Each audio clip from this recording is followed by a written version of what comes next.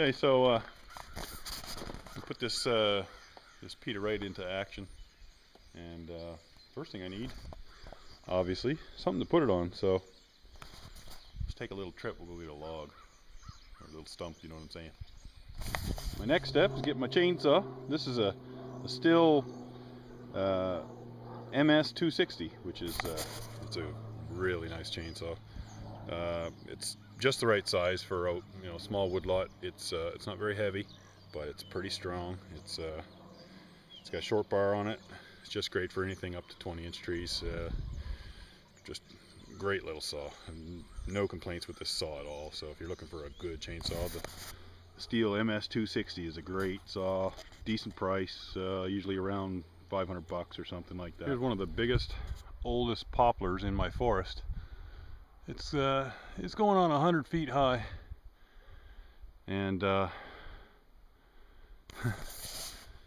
think I'll spare that one.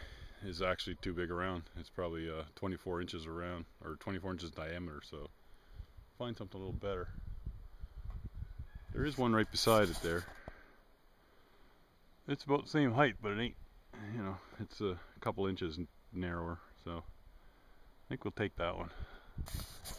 Now you might be wondering why I'm cutting down these big beautiful trees. Well, this tree is at the end of its lifespan. Poplar tree, some call it poplar. It's a type aspen type tree. They actually don't have a very long life. This tree is pretty much at the end of its lifespan. This is a managed forest. You can see around you there are some cuttings here, but essentially the forest is still intact.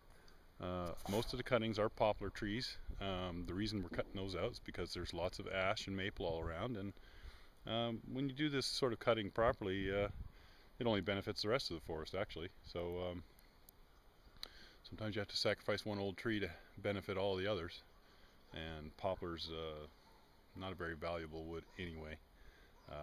They make strawberry baskets and stuff like that out of it, but other than that, it's great firewood and grows very fast, so it'll easily replace itself with its offspring, which surround me, and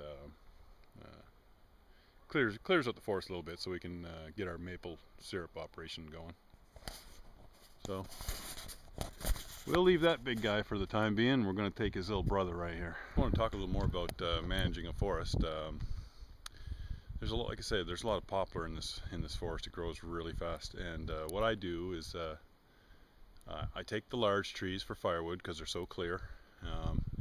All the branches that are 5-6 inches across, I stack them up in just crude piles. That creates habitat for small animals and a place for saplings to get their start. Once this decomposes, and poplar decomposes so fast, breaks down just a couple years, and that'll just be a lump of dirt. Anywhere in my forest where there's a dead standing poplar or ash tree, such as this one right here in the background, we have these pileated woodpeckers everywhere around here. Actually, a lot of different kinds of woodpeckers: the hairy woodpecker, the downy woodpecker, red-headed sapsucker. Yeah, I think it's red-headed sapsucker.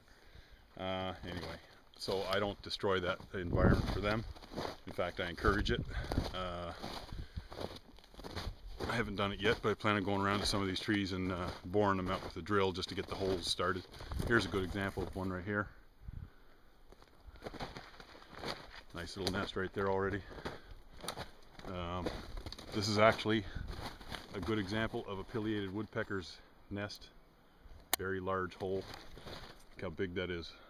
That's 6 inches by 2 inches, and this tree's just riddled with holes. It's a dead ash tree. They seem to like the ash trees more than anything, but they will nest in pretty much any tree. So there's lots of those things around.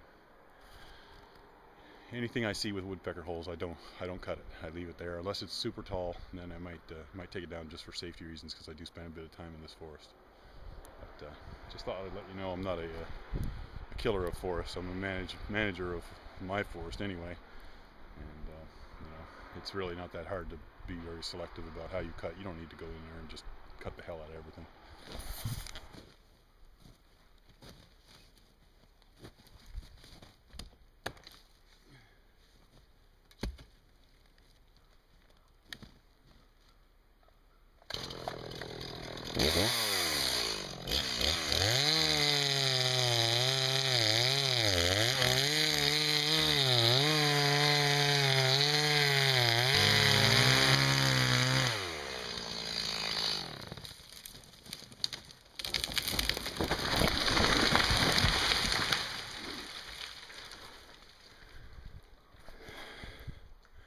Put up a fight, but I